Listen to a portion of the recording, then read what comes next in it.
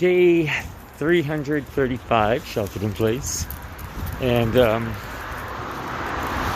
in December, comedian Eddie Izzard announced that he wanted to, instead of being referred to as a he or him, wants to be referred to as a she or her. This is Eddie Izzard, is a comedian from England who has always been into the cross-dressing thing. He's always been into cross-dressing. I was first turned on to Eddie Izzard back in like 1998 when he was in San Francisco doing a performance that called Dress to Kill, produced by Robin Williams. And my co-worker friend Bob Laird, video editor, he was editing the show, and so I got to see a lot of outtakes and stuff from different nights when they shoot different nights and they piece it together. And I was like, this guy is so brilliant. He's so smart, so intelligent, and his comedy style almost seems improvised. I wonder how much of it is actually fine-tuned to the letter. That lady almost hit me. Not really, but surprised her. I don't know how she missed me. I'm a big guy. Anyway, Eddie Izzard.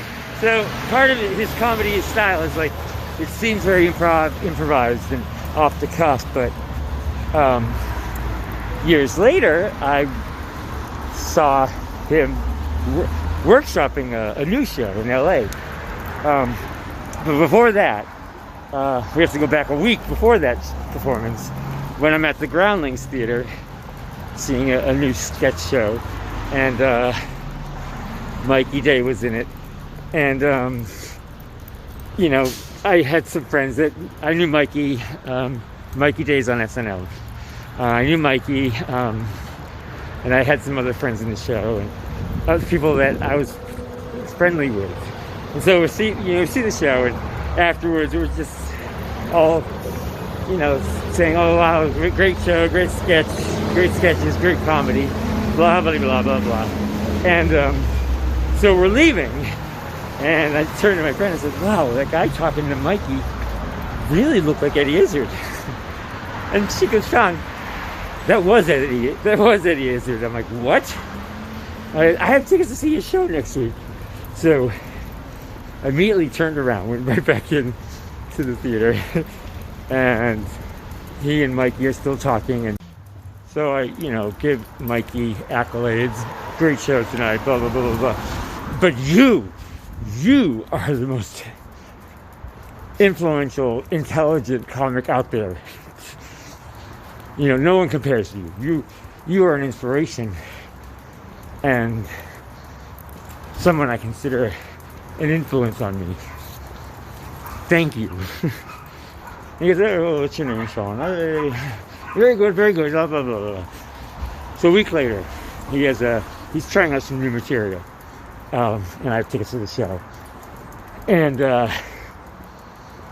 sitting right behind me is Garry Shandling, writer, comedian, Larry Sanders Show, the Garry Shandling Show, etc.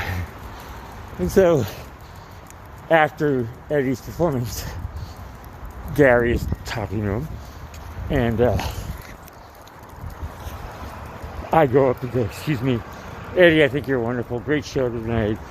Very funny, blah, blah, blah, But you, Mr. Shandling, you are so influential to me as a writer and a comedian. I consider you so intelligent, such an influence."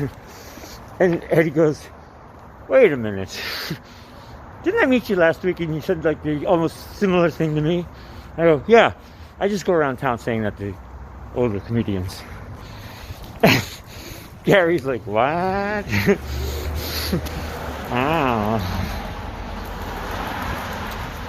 True story. Yeah. So Eddie Izzard now wants to be referred to as a she, and I think more power to her. And by the way, did you know that she runs marathons? Like last February, she ran one every day. That's crazy. And I guess she is not going to be doing any more comedy for a while. Instead, she's going to try to toss her hat into the ring for politics. Okay. Greatly missed. Eddie Izzard, Garry Shandling, and Mikey Day. So there we go.